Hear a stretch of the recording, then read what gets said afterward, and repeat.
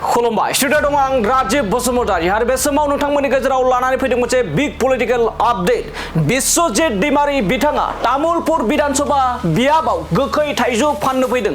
आरो बिश्वजित दैमारी बिथाङा मोनसे समाव उदां बिजाथि सन्दीप बसुमतारी बिथां बायदिनो उदां बिजाथिजोंनो तामुलपुर विधानसभा बियाबाव फेजेन जादों बैबायदि बिश्वजित दैमारीया तामुलपुराव फैनानै जेबो मुलाम्फा गैया। बिश्वजित दैमारी बिथाङा गोलाव बोसोर एमपि जानानै तामुलपुराव मा मावफैखो जेबो मावफैनो हायासै बेखायनो बिश्वजित दैमारी बिथाङा तामुलपुर बायदियाव फैनानै कुनु मुलाम्फा गैया। नंगौ बे अजदखौ जोंनिफ्राय दिन्थिनाय जायाखै एबा बुंनाय जायाखै बे अजदखौ तामुलपुर ओनसोलनिनो बे लाइमोना गोख्रों अजद दैखांनानै आसि थुनानै बिश्वजित दैमारी बिथांनि सायाव सोंथि खालामदों आरो बाथ्रा बुंदों जाय समाव उदां बिजाथिजोंनो फेजेन जादोंमोन बिश्वजित दैमारी बिथाङा आरो गोलाव बोसोर एमपि जानानै गोलाव बोसोर राजखान्थि बिथिङाव थानानै तामुलपुर ओनसोलाव मा मावखो दिनैनि समावसो तामुलपुराव खारबोदों आरो बे खारबोनानै थाइजौ गोखै फाननो फैनानै मा जानो होननानै फिन जाथाय होदों तामुलपुर ओनसोलनि बे सासे गोख्रों जाखांफुहांनाय राजखान्थिनि दैदेनगिरि लाइमोन दैदेनगिरि बिथाङा बे समाव फिन फोरमायबावो बिश्वजित दैमारी बायदिया तामुलपुराव फैनानै जेबो मुलाम्फा गैया होनना बुंदों। सन्दीप बसुमतारी बिथाङा उदां बिजाथिमोन बे उदां बिजाथिजोंनो बिश्वजित दैमारी बिथाङा फेजेन जादोंमोन आरो दिनैनि समाव प्रमोद बर' बायदिखौ फेजेननो जेबो गोहो गैया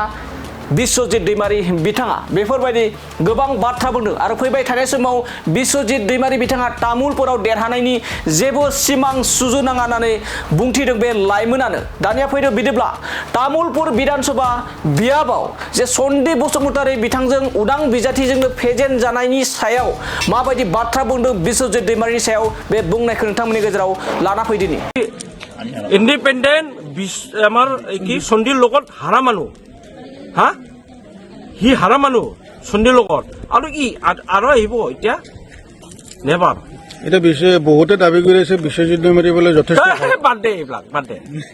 বড় জনগোষ্ঠীৰ নাই নাই নাই বড় জনগোষ্ঠীৰ কাৰণে আমাক কি কৰিছে